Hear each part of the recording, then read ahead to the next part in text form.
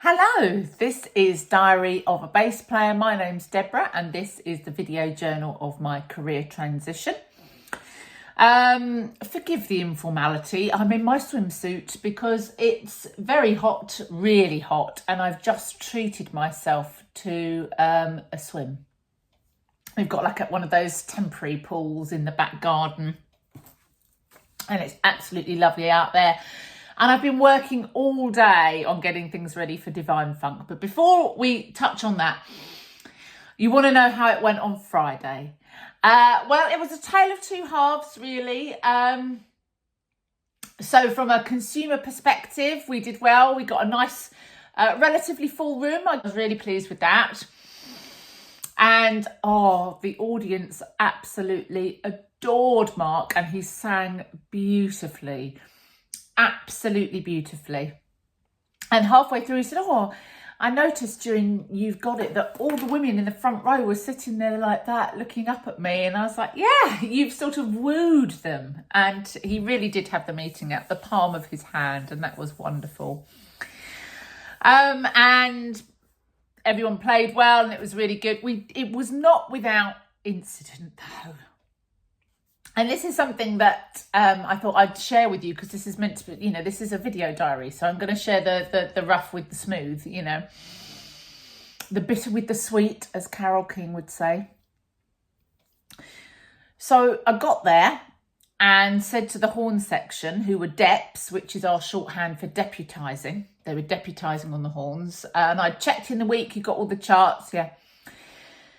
At no point in all these conversations when I said all the charts to our horn manager, I meant all the charts for every song. And I'd said, have you done the rest of the charts? And he said, do you mean these ones? And I said, thinking that was the rest of them. Yes, I mean that, yeah. So basically the horns were 6 charts short. So I haven't got the music for 6 of the songs, really important ones. And it was a change of trousers moment for me, I have to say. I was like, oh my goodness, I've got all these people coming. They're expecting to hear this song in this way. What the heck are we going to do? Now, this is the mark of a really good horn section. In that they said, right, leave it with us. They went out to the car park. They listened to the songs. I mean, Lynn Walker and Chris Story, look them up online because they are very, very well-regarded horn players. They went back out into the car park, sat there with a burger and fries and a Coke and listening to the songs, and sat there and wrote horn parts for them. And it wasn't exactly like the record, but you would have never have known. And they just did their own solos and things like that, and that was wonderful. So it was a real learning, two learnings there for me. Firstly, I need to be more careful with my communication, so it will be fully charted for next time. And then just that wonderful learning of what can happen when there is, when you're working with really great musicians, really professional musicians, they can step into that space and put something good there that you weren't expecting. And that's wonderful. So that was really a lovely moment.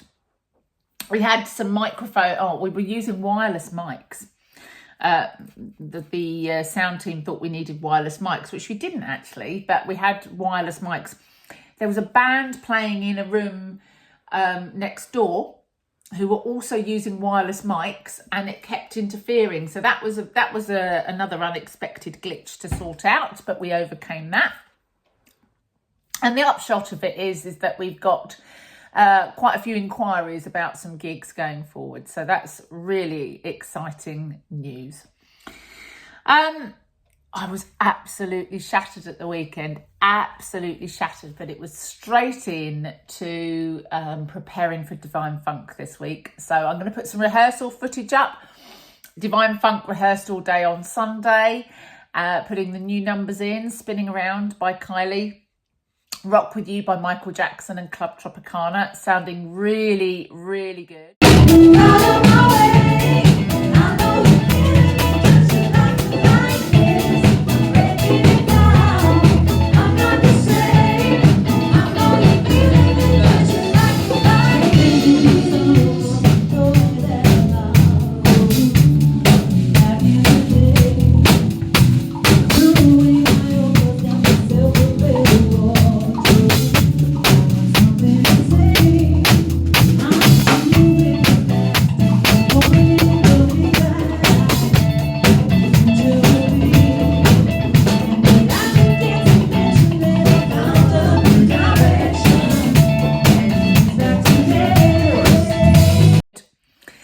Martha invited her mum down, Mary, my sister-in-law, and they took over the office and turned it into a sewing room. So they are constructing my estuary dress.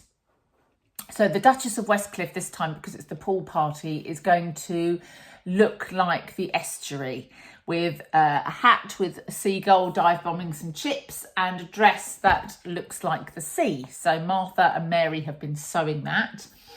They've also been making some merch. Have a look at these lovely things. These are epaulettes. Have a look at that. And they fix onto your t-shirt. I can't really model them very well in a swimsuit, but let me try. If I balance them, there we go. Fabulous disco epaulettes. I will have 6 pairs to sell because we're doing a little range of disco merch. And I'll have to cut this bit. Mark will be in his sailor's cap, so he's doing a little sort of Jean-Paul Gaultier themed look. The husbands, the hunky husbands, will have these t-shirts on. I can't remember if I've showed you those. And we're nearly there. We're nearly there. It actually feels a lot less stressful than last time because, you know, I'm already there with the tracks. We've had our rehearsal. That went very well. Everybody's this is the 5th time we've done it now, and everybody is quite comfortable with what they're doing. There's also something about the tickets. Like last time, a month before the show, I think we'd sold 6 tickets. And it stayed like that for a long while. And then 3 weeks before the event, the tickets started to sell, and it was like, oh my goodness. And we filled the room. It was the same story this time. We had sold, I can't remember how many it was, but up until a month before the event, we were just stuck on 2 tickets, 6 tickets, something like that. And then the tickets have started to come in. People have started to realise it's happening, and the tickets have started to come in. And every time it gets me really, really nervous. I think we're not going to have anybody to play to. So what I need to do going forward is to just write down what percentage of tickets were sold in what week, because I don't want to have a fit of the heebie-jeebies when we're a month out and I've not sold very much, because I don't need to panic. The bulk of what's going on at that point is awareness, and purchase seems to happen 3 weeks out. So, but actually now ticket sales are going very well. I'm also having a lot of fun this week. I've got a house guest, and it's James Higginson, and he is a bass player from Talking Low, and he's a professional bass player. That's his job. And he's touring around the country at the moment with the show Mean Girls, which has come to the Cliffs this month and is here from the 14th of July to the 18th of July. And musicians need digs. And if you're a Talking Low person, then our house is open for people to stay at when they're touring. So he's come to stay with me, and that's really lovely. He's just arrived and unpacking his stuff.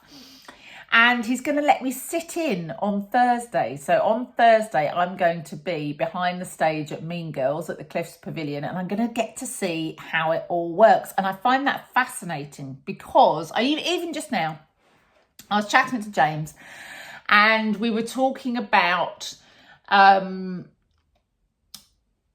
what the timeline is from when the musicians arrive to when the show happens, how you build in sound check, there's something called seating call. Now, seating call is when you've got to be in your seat at 2:45 as a musician, unpacking your instrument, checking it all up, making sure it's in tune, so that at 3:15 they can plug you in and they can do the line check. They check all of the lines, make sure the cables are working, and then at 3:30 they'll have sound check. And Divine Funk is not quite a musical theatre production, and it's not quite a band. It sits somewhere in between. So this process, it's certainly not with a band, like a rock band, a local rock band that's playing. You might do a sound check 10 minutes before you go on, or half an hour before you go on, if you're lucky. Or even an hour before, but it's not... With Divine Funk, it needs to be more organised. There's a lot of people, there's a lot of instruments. You have to sort of have a check sheet to say, have we done this? Have we done that? Do we know what's happening with this person, that person, the other person? So seeing the theatre process is going to be really useful, and I'll be doing that on Thursday, so I'll report back to you. I've got one more leafleting trip to do, just because I've noticed that a good time to leaflet is Wednesday evening, catching people just before they're going out on Saturday, thinking, what shall I do at the weekend? Come to Divine Funk. Right, that's it for me for today. I'll be back on Friday. I'll get back to playing the bass for you next week. I'm actually playing an enormous amount of bass in my life. It's nice to sort of leave that out here so that I can just get on with chatting to you and telling you what I need to tell you. So, see you Friday. You take good care. Bye-bye.